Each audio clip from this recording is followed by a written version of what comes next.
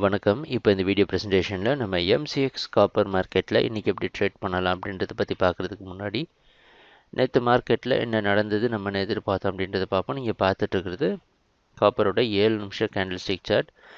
இந்த candle stick தான் நேற்று மார்க்கெட்டோட ப்ரைஸ் ஓப்பனிங் 310 பக்கமாக ஓப்பன் ஆகிருக்கு காப்பர் மார்க்கெட். நம்ம என்ன எதிர்பார்த்தோம் அப்படின்னா காப்பர் மார்க்கெட் ஒரு குழப்பமான இடத்துல ட்ரேட் ஆகிட்டுருக்கு. 312 அப்படின்றது இடம் கொஞ்சம் முக்கியமான இடம். அதனால் மார்க்கெட் வாட்ச் பண்ணிவிட்டு தெளிவான டைரெக்ஷன் கிடைச்சா ட்ரேட் பண்ணலாம் அப்படின்றது தான் நம்மளோட எண்ணம்.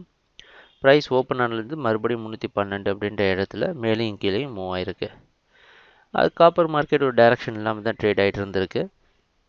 இறுதியாக 312 விட்டு மேலே போய் 314 வரைக்கும் வந்து அது பக்கமாக க்ளோஸ் ஆகிடுச்சு. இதுதான் நேற்று மார்க்கெட்டில் நடந்த முழுமையான ப்ரைஸ் ஆக்ஷன். மொத்த ப்ரைஸ் ஆக்ஷனையும் பார்க்குறப்ப ஓப்பனிங்லேருந்து லோ படிப்படியாக இன்க்ரீஸ் ஆகிட்டு வந்திருக்கு. 312க்கு மேலே ப்ரைஸ் க்ளோசிங் கொடுத்தது பையிங்க்கு சாதகமான விஷயமா அமையுது. இன்றைக்கி மார்க்கெட்டோட ப்ரைஸ் ஓப்பனிங் 314 பக்கமாக ஓப்பன் ஆகிறதுக்கு வாய்ப்பு இருக்கிற மாதிரி வெளிநாட்டில் இருக்கிற காமெக்ஸ் மார்க்கெட் வச்சு பார்க்குறப்ப தெரியுது. அந்த அடிப்படையில் இன்றைக்கி காப்பர் மார்க்கெட் பையிங்க்கு சாதகமாக இருக்குன்னு எதிர்பார்க்கலாம்.